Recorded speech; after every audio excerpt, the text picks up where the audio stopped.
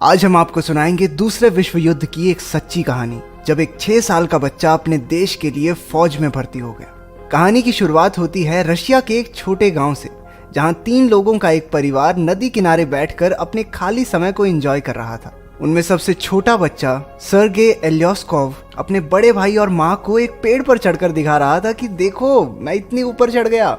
लेकिन तभी जर्मनी का एक लड़ाकू विमान उनकी तरफ आया। सर्गे की माँ ने दोनों भाइयों को जल्दी से झाड़ियों में छुप जाने को कहा, लेकिन सर्गे कहता है कि वो इन सब से डरता नहीं है।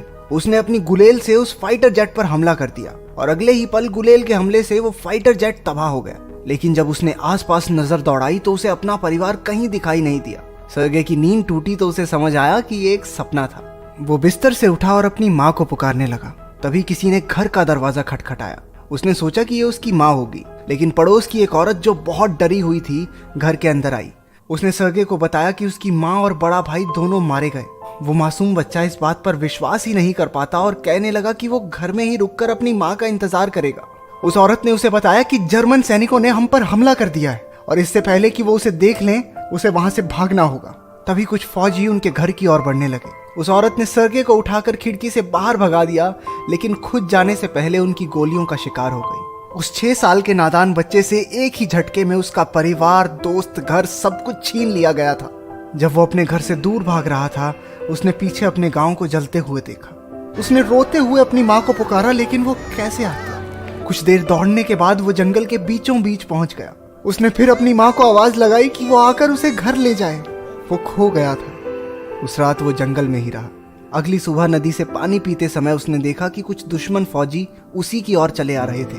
सर्गे जानता था कि वो खतरनाक हैं और भागकर कुछ पेड़ों के पीछे छिप गया। वहां एक सांप के आने पर वो कांपने लगा, लेकिन फिर भी चिल्लाया नहीं, भागा नहीं, वहां पर ज्यों का त्यों खड़ा रहा, क्योंकि उसे सांप से ज्यादा उन जर्मन सैनिकों का डर था जिन्होंने एक ही झटके में उसकी पूरी दुनिया को उजाड़ दिया था। उन फौजियों ने कुछ देर नदी किनारे बैठकर खाना खाया और फिर वहां से चले गए। उनके जाते ही सर्गे भागकर उस जगह गया और बचा खुचा खाना ढूंढने लगा। दिन के आखिर तक वो 6 साल का बच्चा बहुत थक चुका था। उसने पिछले 2 दिन में एक बार भी ढंग का खाना नहीं खाया था। बस बिना किसी मंजिल के लगातार चले जा रहा था। वो लड़खड़ाकर गिर पड़ा, लेकिन फिर भी उसने चलना बंद नहीं किया। रास्ते में उसे कुछ जंगली फल दिखाई दिए। वो उन्हें खाने लगा ही था कि तभी उसके पीछे एक जोरदार धमाका हुआ।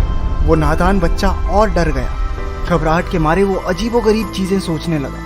उसे वहम हो गया कि कोई उसका पीछा कर रहा है। हालांकि ऐसी हालत में भी वो डटकर खड़ा रहा और पीछा करने वाले से कहने लगा, मेरे पास एक बंदूक है, मैं डरता नहीं हूँ किसी से।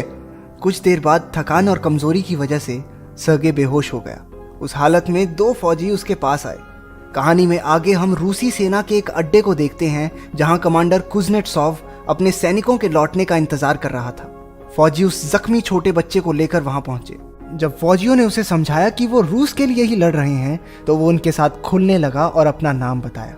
जब उसने कमांडर से हाथ मिलाने के लिए अपना छोटा सा हाथ आगे बढ़ाया तो सभी फौजी हंसने लगे, लेकिन कमांडर ने भी उसे अच्छे से हाथ मिलाकर अपना परिचय दिया। फौजियों को उस बच्चे के साथ अपनापन महसूस होने लगा था। वो झुंड बनाकर उसके पास बैठ गए और उसे खाने पीने की चीजें देने लगे। यहाँ तक कि उनका आमतौर पर सख्त कमांडर भी उसका ध्यान रखने लगा। जब कात्या नाम की एक नर्स सर्गे की चोटों पर दवाई लगा रही थी, तो उसने नर्स से कहा कि उसके घावों पर वो एक टैंक बना दे, क्योंकि वो बड़ा होकर एक फौजी बनना चाहता है। इन्फर्मरी में लेटे जख्मी फौजी भी उससे बात करके हल्का महसूस करते। सर्गे को कमांडर की बंदूक और उसका बैच बहुत पसंद था। कमांडर भी उसके छोटे बड़े सभी सवालों का जवाब देता। कभी कभी खाली समय में वो गोलियां निकालकर उसे अपनी बंदूक से खेलने भी दिया करता। सर्गे ने उसे अपने पेट पर बना टैंक दिखाया और खुद को फौजी बताकर इतराने लगा। वो अब तेजी से ठीक हो रहा था। नर्स ने कमांडर से कहा कि वो सर्गे को पलटन के साथ ही रहने दे, लेकिन कमांडर ने ये कहकर मना कर दिया कि यहाँ रहना उसके लिए सुरक्षित नहीं है। वो सर्गे को एक अनाथालय भेजने का फैसला लेता है। वहाँ के फौजी अपना आराम का समय सर्गे के साथ बिताना पसंद करते। दिन में बहुत से लोग उससे मिलने आते। वो उसे अपने घर से आई खाने की चीजें देते और दूरबीन से खेलना तो उसे बेहद पसंद था। एक दिन एक फौजी कमांडर से सर्गे को पलटन के साथ ही रखने की दरखास्त करता है। सभी उसे बहुत पसंद करते थे। उसके साथ कुछ पल बिताकर उन्हें युद्ध के इस कोलाहल में 2 पल सुकून के मिल जाते। हालांकि कमांडर इसी बात पर अड़ा हुआ था कि उसकी हिफाजत के लिए सर्गे को अनाथ आश्रम भेजना ही होगा। अगले दिन दुश्मनों ने उन पर हमला कर दिया। इस मुठभेड़ में कई जवानों को चोटें आई। दूसरी तरफ एक गाड़ी सर्गे को वहां से अनाथ आश्रम ले जाने के लिए खड़ी थी। कमांडर ने बड़े प्यार से उसे इस बारे में समझाया और एक लकड़ी की बंदूक यादगार के तौर पर उसके हाथ में थमा दी।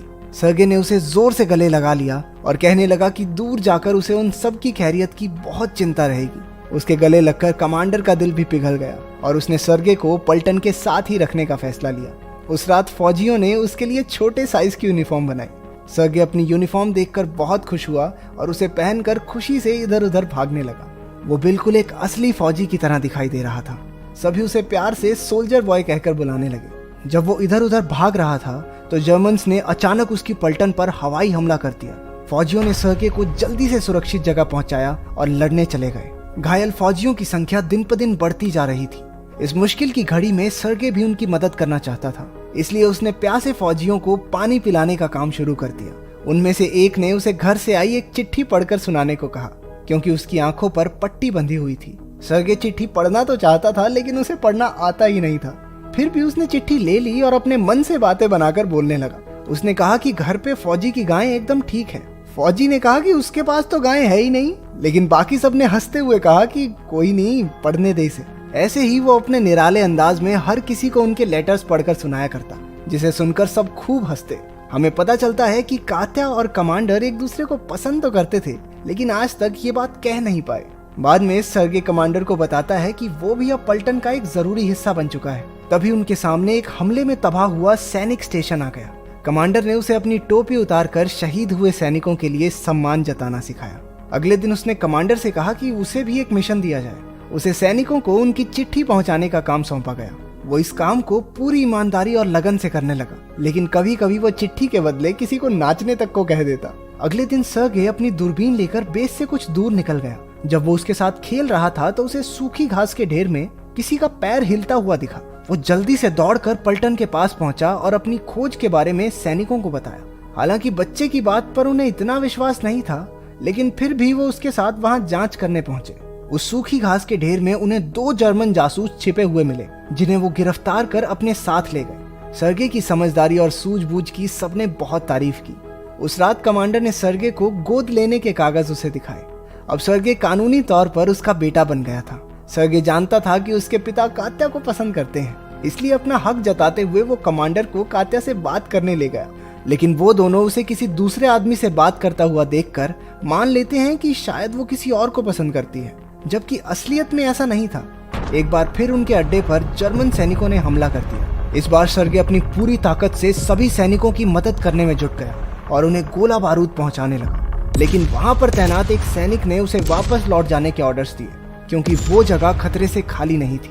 वापस आकर उसने देखा कि कमांडर और बाकी सब बहुत घबराए हुए थे, क्योंकि कर्नल के साथ उनका कनेक्शन टूट गया था। एक फौजी को टूटी हुई तारें जोड़ने के लिए भेजा गया। सर्गे भी चुपचाप उसका पीछा करता है। उसने देखा कि वो फौजी गोली लगने की वजह से गंभीर रूप से घायल हो गया था। वो उस मरते हुए फौजी से तारों को जोड़ने का तरीका पूछता है। बताए गए तरीके से सर्गे ने तारों को जोड़ दिया, जिससे कनेक्शन लौट आया और कमांडर ने कर्नल से मदद भेजने को कहा।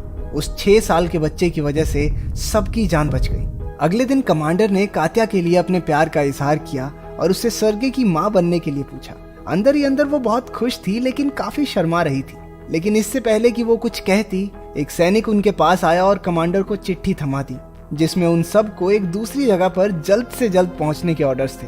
सभी फौजी सर्गे के साथ अपने नए बेस की ओर रवाना हो गए, लेकिन जाते समय रास्ते पर दुश्मन की बिछाई हुई माइंस की वजह से उनकी कुछ गाड़ियां तबाह हो गई। कमांडर को भी सर पर चोट आई और एक सैनिक जो सर्गे के बहुत करीब था, धमाके में शहीद हो गया। सर्गे कमांडर के गले लगकर बहुत रोया। वो सभी घायल सैनिकों को साथ लेकर फिर से अपने नए स्टेशन की ओर चलती है। वहां पहुंचकर सब फौज के जनरल से मिले। जनरल भी उस बच्चे की बहादुरी से बहुत प्रभावित हुआ। अगले दिन उनकी बटालियन को गार्ड्स बैनर से सम्मानित किया गया और सर्गे को भी। जब जनरल ने उसे बैज दिया तो उसने कहा कि वो पूरी जी जान से अपने देश की हिफाजत करेगा। एक रात उनके बेस पर जोरदार हमला हुआ। एक धमाके में कमांडर पूरी तरह लकड़ी के बल्लों के नीचे फंस गया। सर्गे रोते हुए अपने पिता को बचाने की जी तोड़ कोशिश कर रहा था। उसने बाकी सैनिकों को आवाज लगाई, जिन्होंने कमांडर को बाहर निकालकर उसकी जान बचाई। अगले दिन सर्गे घायल पड़े कमांडर के पास गया। उसके छोटे छोटे हाथ भी अपने पिता को बचाने की कोशिश में चोटिल हो गए थे। वो बच्चा अब इस बटालियन का अटूट हिस्सा बन चुका था। उनके अलावा अब उसका कोई परिवार नहीं था। वो जहां भी जाते वो उनके साथ जाता। आखिरी सीन में हम देखते हैं कि वो बाकी सैनिकों के साथ पूरे जोश में आगे बढ़ रहा है। बताया जाता है कि सर्गे युद्ध लड़ते हुए अपने साथी फौजियों के साथ पोलैंड तक गया था। आज तक उसे दुनिया का सबसे छोटा फौजी कहा जाता है।